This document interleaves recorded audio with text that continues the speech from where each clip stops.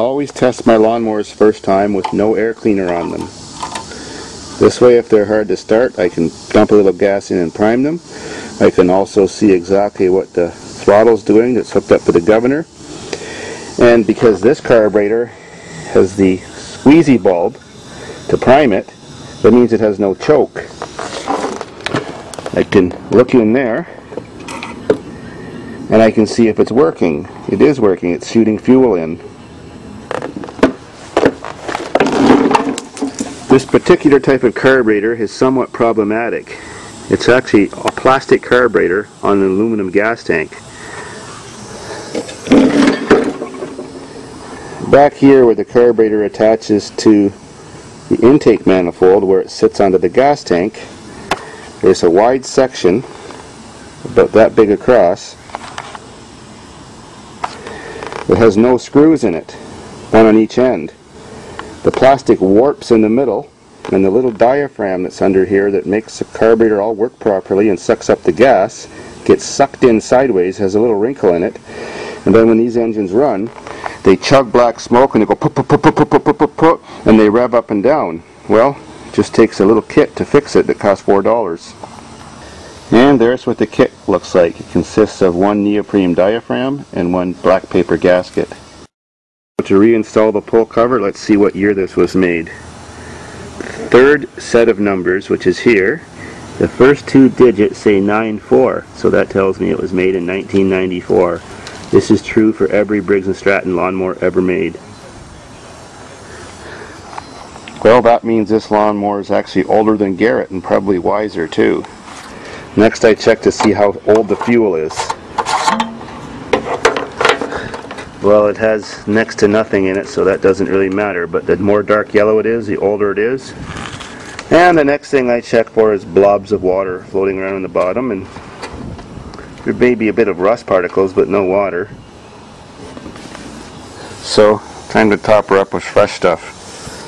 I recommend every spring putting all fresh gas in your lawnmower to make sure it starts easy. Stale gas, which is old gas, doesn't start very good.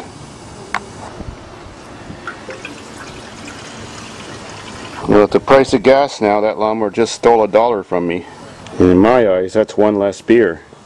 Now, if you happen to have a Briggs & Stratton lawnmower that has the choke on it, of course that would be a plate that you would see there, they start very easily with a little trick. You always tip the lawnmower up and tilt the spark plug towards the ground and hold it for 2 seconds and then start it afterwards. That primes a little chamber that's near the top of the carburetor here with fuel, so that the little fuel pumping diaphragm doesn't have to pump all the fuel up after it's sat a while. Every time the motor is cold on an older Briggs & Stratton with a choke, this usually makes it start in one pull. It's a great selling feature when you're selling lawnmowers, because every lawnmower you walk up to and show the customer it starts in one pull, they think you're the best fixture guy in the world. Even though this is the wrong kind of lawnmower to do that with, I'm just showing you an example. I tipped it up for 2 seconds. Now this one I'm going to give it a few squirts of gas. And I'm going to assume it's going to start right up. Let's do it.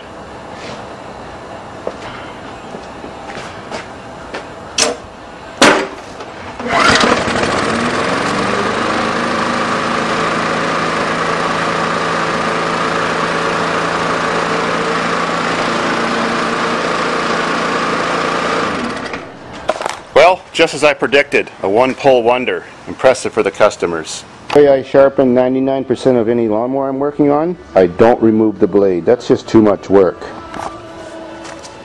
If you use your cheapy little $20 angle grinder, you sharpen the blade with the back side of the wheel. Watch me. There's the cutting edge. If you hold the grinder on the blade like this and stroke it with the back side of the wheel, it puts exactly the same edge on it as if you took the blade off. Watch.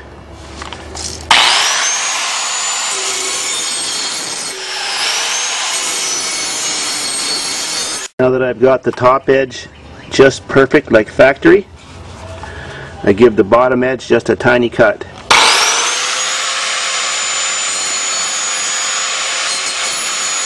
Every time when you tip any lawnmower to clean the grass out or to sharpen the blade with the muffler side pointing down, what happens is oil runs into the valve spring chamber. That's the valve spring chamber, this little pocket that's held on by 2 screws beside the muffler. Probably gets about that deep of oil in there, and there's supposed to be no oil in there. Well, the valve spring chamber has this little bump up there, and that's a PCV output, positive crankcase ventilation. That sends the smoke that's inside your crankcase, like all cars have too, back into the carburetor to get reburned.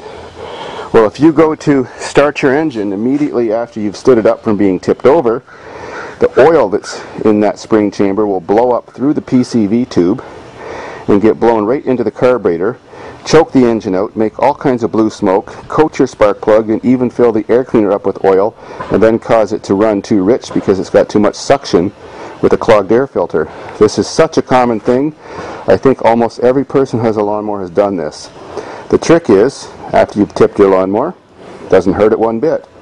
Just let it sit for 4 or 5 minutes before you attempt to start it, and it will be as good as it used to be. We're off.